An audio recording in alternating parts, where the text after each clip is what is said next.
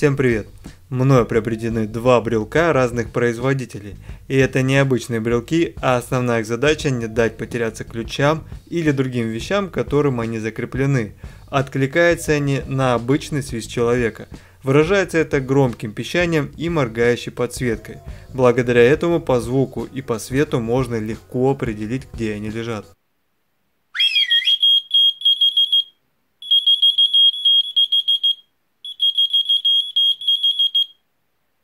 Оба брелка сделаны из обычного пластика.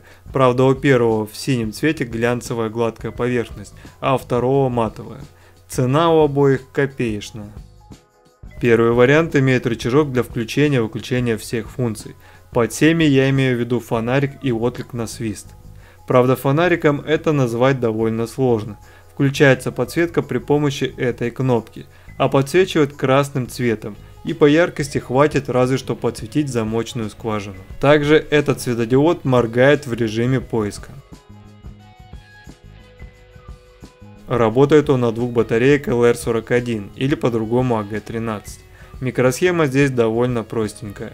Это тот самый светодиод. Звук подается через динамик в это отверстие. Пищит он очень громко, так что не услышать, я думаю, будет невозможно. Но сравнивая все-таки по громкости первый и второй вариант, второй будет громче. Внешне друг от друга они отличаются, но принцип работы здесь совершенно одинаковый. Также сбоку имеется рычажок включения-выключения функции поиска, а вот такая функция как фонарик здесь отсутствует. Но подсветка в режиме поиска здесь тоже есть. Работает он уже от трех батареек LR41, тоже подобная простенькая микросхема, светодиод и динамик, подающий звук через это круглое отверстие. Ну а то, что касается расстояния, на котором они будут отвлекаться, составляет примерно до 10 метров. Без преград для звука может быть и чуть-чуть побольше, все зависит от того, как громко вы умеете свистеть. В общем, если свист будет подаваться в той же комнате или соседней, они точно будут откликаться. Ну а не понравилось мне то, что синий вариант иногда срабатывает просто так, без свиста. Может, мне такой попался. Ко второму вопросов нет.